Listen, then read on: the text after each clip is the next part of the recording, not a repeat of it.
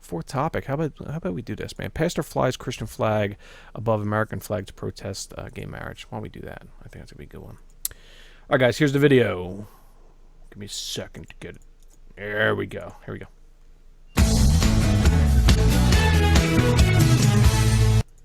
The value of it is we put God before country. It's our heritage. This is what we have grown up to believe. It's our teaching. Well, a fight for faith or a slam to Old Glory, a North Carolina pastor deciding to fly the Christian flag above the Stars and Stripes. But the move is sparking an outrage on social media. Joining us now is the man behind this movement, pastor of Elizabeth Baptist Church, Pastor Rit Varial. Thank you, Pastor, for joining us today. What's your message? Thanks for the invite. What is your message in flying the church's flag above the American flag? Well, it's pretty consistent with three things, as we've been talking about. It's consistent with our pledge, where we say one nation under God.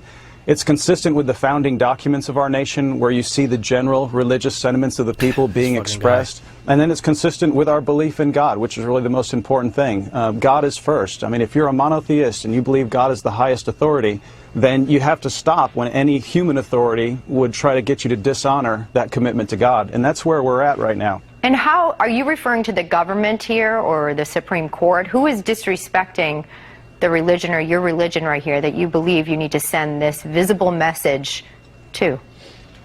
Well, certainly we've seen for quite a while now a pushback on traditional Christian values in our culture. I mean, you can go all the way back to the issue of prayer in school. You know, when the government started telling us that we can't pray with our children at institutions that our tax dollars paid for, and then when the church just simply complied, that's an issue. I mean, we have senior adults, their lives are a witness, a testimony to the fact that what we're living in right now is not always the way it's been in America. They grew up with prayer. They grew up with Bible readings and the pledge at the beginning of their school day.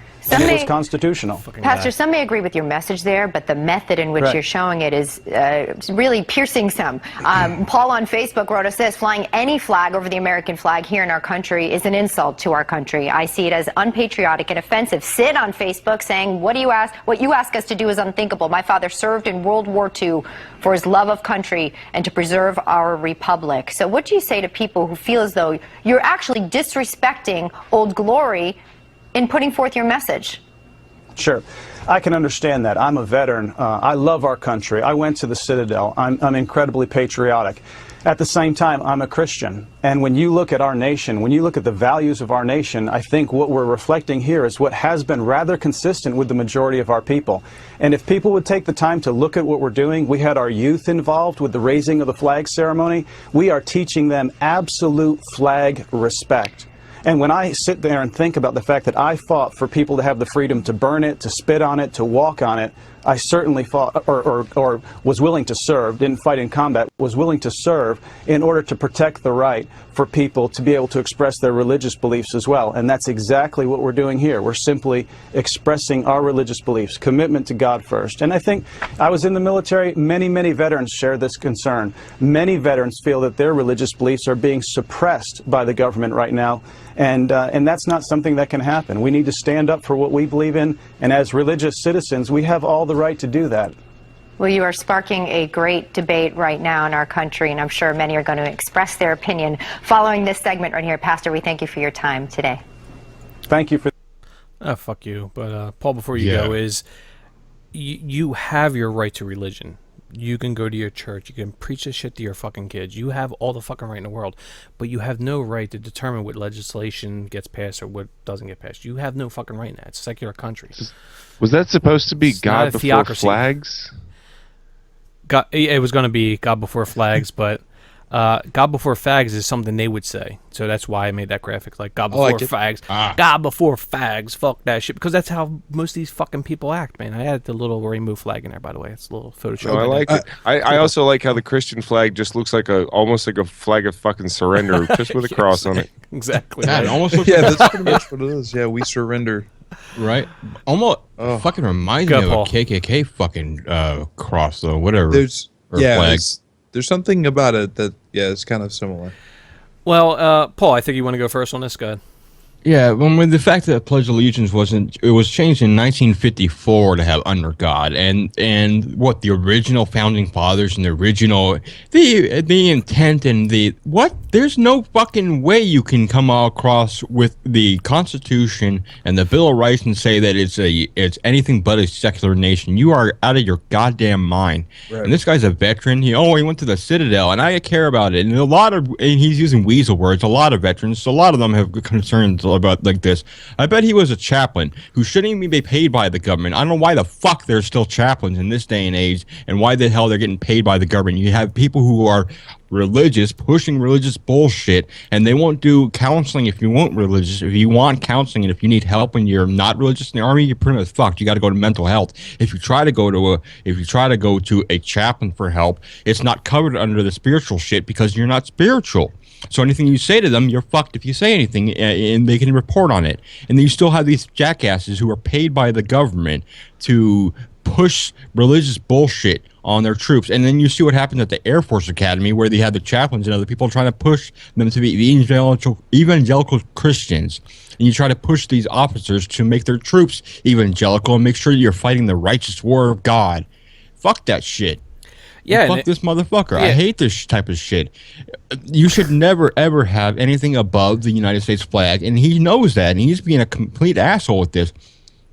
Paul, let us know how you really feel, by the way. That was going to be my question. Is it illegal to fly a flag? I thought it was illegal to fly a flag. It's not illegal. Well, it's against the flag. Jesus. There it's are against the flag code, but it's not illegal per se. If you have a flag up at night, you're supposed to have a light on it. Yes, like it's supposed to be lit if it's going to be up. But at night. That's not law. Yes, the American flag is always at the top. The American flag is always the largest flag. If you have two flags, you have to have the American flag on top. You have to have the other flag on the bottom. If possible, the American flag should be larger than the flag underneath. Otherwise, you have. It's rules against with the flag the flag code. Jesus, say that 3 times fast, right? Yeah. Flag code. There's actually a whole code that goes along with it. Like you shouldn't have any apparel that uses a flag, as a symbol because that's against the flag code as well. But people do it anyways. So yeah. I didn't know there was a fag code, but a fag code. Thanks. Yeah. Oh, flag code. Oh. But look, you knew all about disagree. The flag code. I guess I just disagree a little bit because well, first of all, I'm not a vet, even though, I have respect for troops and what they do and everything. I'm not like one of those no matter what type of guys. I'm not like, ooh, American sniper. But I do have respect. But at the same time, I can give a fuck less. If is it public property? No, is it like church, right? Huh? If it's a church or whatever, I don't give a shit. It's a church. Your private shit, man. They can do that. It's private property. It's just it's disrespectful, and he's doing it on purpose. Yeah. Well, it's not it's not illegal for him to do it. It's his private property. He can do what he wants, but it's just the whole idea behind it, the sentiment behind it. It's just like, come on, it's a fucking slap in the face, man. Well, what I want to say here is, yes, they do have the rights, public property. They can do whatever they want, the churches. But what happened recently in Glen Knoll, Alabama, they took down the Christian banner because they were actually feeding on what this pastor was doing. What happened was the police station, they put up the Christian flag above the American flag. Well, what happened was they were facing a lawsuit from Freedom from Religion Foundation. So they got pretty much fucked on that, so they had to take it down, which they did take it down. But what I want to say here, this is just the next step in their hatred and bigotry towards the gay demographic, the LGBT demographic. That's all it is. That's all it is. We just got to bring up the stories, talk about it. They'll take the fucking flags down. Yep. They'll see how hateful they are.